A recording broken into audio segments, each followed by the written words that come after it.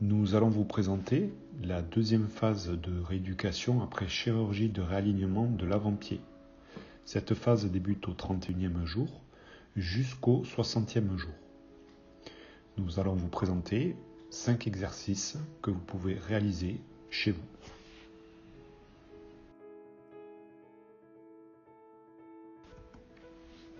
Pour ce premier exercice, nous retrouvons la mobilisation de l'articulation métatarso-phalangienne du gros orteil. Identique à la première phase, vous venez immobiliser le médio-pied avec une main et saisir la première phalange du gros orteil avec l'autre main. Vous allez accentuer la mobilité de cette articulation en extension et surtout en flexion. Il s'agit d'aller chercher la barrière douloureuse et de finir éventuellement par une posture en flexion qui durera quelques secondes.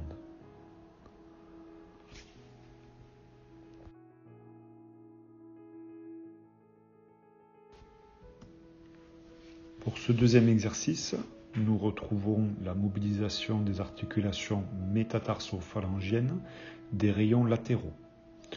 Identique à la première phase, vous venez immobiliser le médio-pied avec une main et saisir l'ensemble des orteils au niveau de la première phalange avec l'autre main. Il s'agit donc d'accentuer les mobilités, surtout en flexion.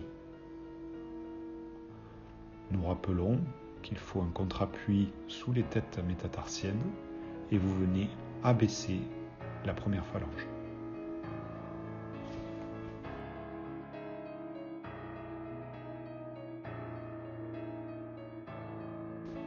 Pour ce troisième exercice, nous retrouvons l'activation du long fléchisseur de l'hallux.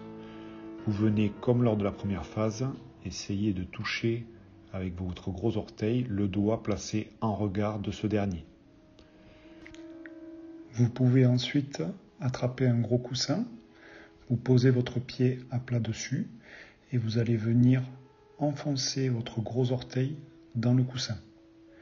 Veillez à ce que ce soit bien votre gros orteil qui appuie et non pas votre pied.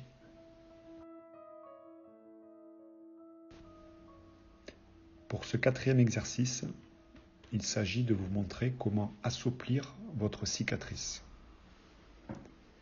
Ces manœuvres s'exécutent sans crème. Principe de base, vous ne devez pas éloigner les berges de la cicatrice, mais au contraire les rapprocher au maximum. Pour cette première manœuvre, vous saisissez votre cicatrice, vous formez un pli de peau que vous mobilisez.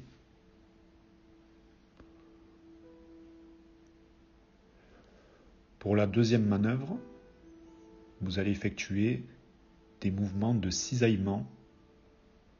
Chaque main va à l'inverse de l'autre. Ce massage durera entre 3 et 5 minutes à chaque fois que vous le réalisez. Ce n'est qu'à l'issue de ce dernier que vous pouvez appliquer une crème afin de nourrir et d'assouplir votre cicatrice.